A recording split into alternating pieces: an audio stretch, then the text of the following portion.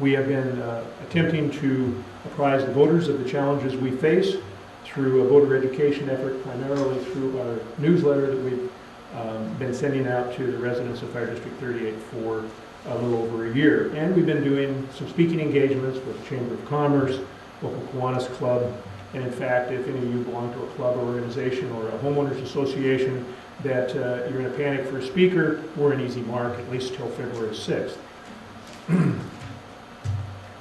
If successful, we intend in this effort, in this ballot measure, we intend to continue our partnership with North Bend and with the other agencies in Eastside Fire and Rescue. If unsuccessful, we will use the remaining time existing in 2007 to work with our partners about a transition away from the agency and to plan our own small standalone fire department, which would begin in January of 2008.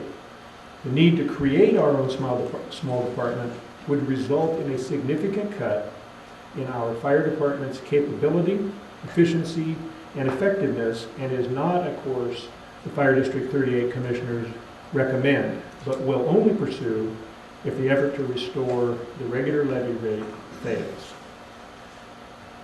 If our effort fails, instead of a fire department with resources that are 9 stations deep, we would have 1 station.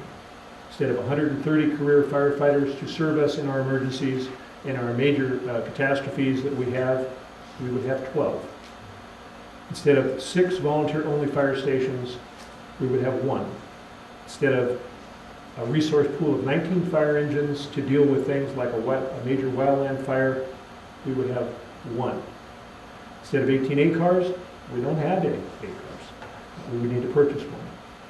Instead of 4 water tenders, we don't have any water tenders, we would need to purchase at least 1.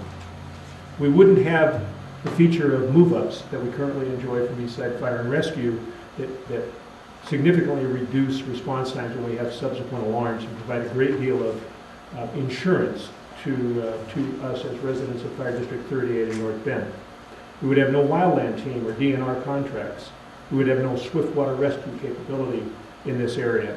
We would have no 24-hour battalion chief command presence in this area, etc.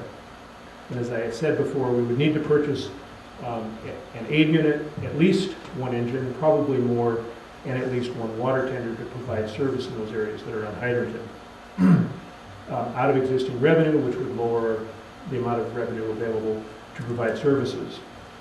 Now, reducing service levels like this is something the District 38 commissioners believe can and should be avoided.